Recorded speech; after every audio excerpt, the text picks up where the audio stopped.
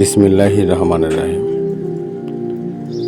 রাসূলুল্লাহ সাল্লাল্লাহু আলাইহি ওয়াসাল্লাম যখন মদিনায় ইসলামী রাষ্ট্র প্রতিষ্ঠা করলেন, তখন কুরাইশদের শত্রুতা আরও বেড়ে প্রবল হয়ে উঠল।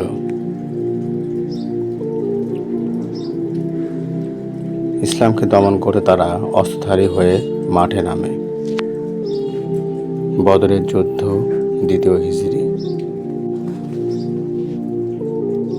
ইসলামের প্রথম সম্মুখ যুদ্ধ হল বদরের যুদ্ধ।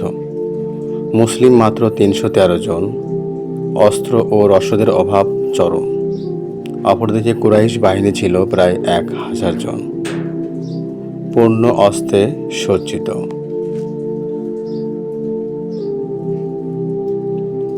এই যুদ্ধ ছিল আধ্যাত্মিকভাবে আল্লাহর ওপর সম্পূর্ণ ভরসার বাস্তব প্রমাণ।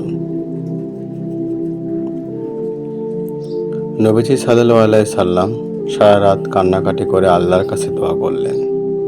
বললেন, হে আল্লাহ, যদি আজ এই ছোট্ট দলটি পরাজিত হয়, তবে পৃথিবীতে আর কেউ তোমার ইবাদত করবে না। আল্লাহ তাআলা ফেরেশতা পাঠান সাহায্য হিসাবে।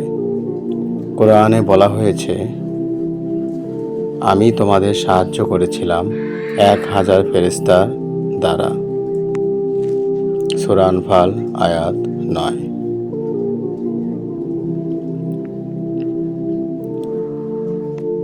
ফলাফল: মুসলমানদের বিজয়। এটি ছিল ইসলামের জয়যাত্রার এক ঐতিহাসিক মাইলফলক।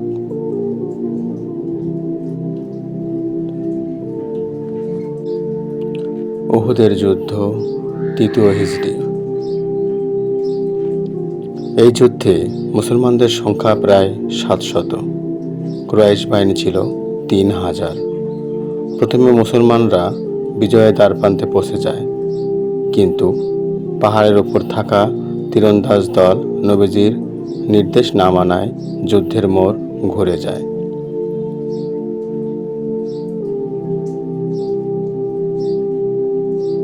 নবীজির মুখ মোবারক আহত হয়, সাহাবীরা ভীত হয়ে পড়েন, কিন্তু নবীজি ছিলেন অটল ধৈর্যশীল।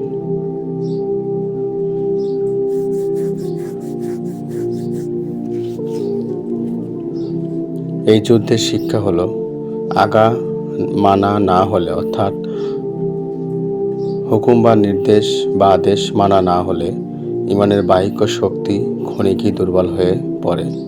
আল্লাহ বলেন, তোমরা যখন পরাজিত হলে তখন আমি তোমাদের ক্ষমা করে দিয়েছি। সূরা আলে ইমরান ১৫২ আয়াত। খন্দকের যুদ্ধ, পঞ্চম হিজরি।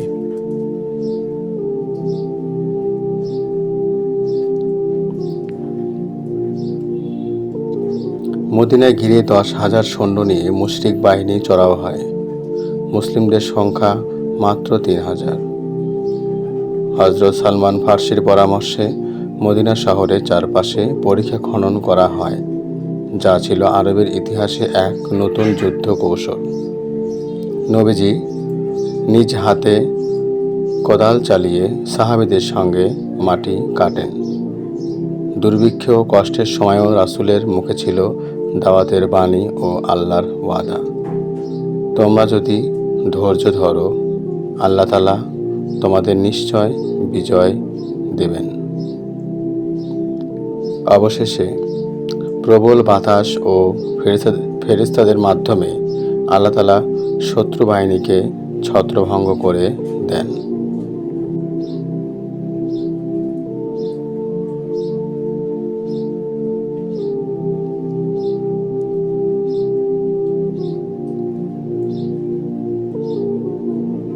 এই তিনটি যুদ্ধ আমাদের শেখায়,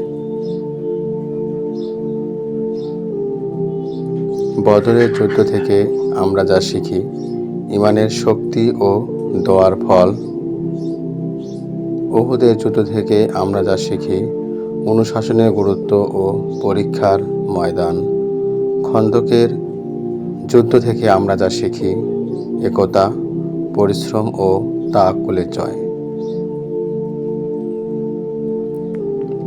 রাসূলুল্লাহ সাল্লাল্লাহু আলাইহি ওয়াসাল্লাম ছিলেন শুধু সেনাপতি নন, বরং একজন আদর্শ নেতা, সাহসী পথ প্রদর্শক এবং কেবল বাহ্যিক বিজয় নয়, আত্মিক বিজয়ের বার্তাবাহক। আজকের যুগে বদর, উহুদ, খন্দক আমাদের শিখিয়ে দেয়, সত্যের পথে সংগ্রাম কখনো সহজ নয়, তবে ঈমান, ধৈর্য ও আল্লাহর উপর ভরসা থাকলে জয় অবধারিত। ভিডিওটি ভালো লাগলে লাইক, শেয়ার করুন এবং সাবস্ক্রাইব করুন সিরিনূর।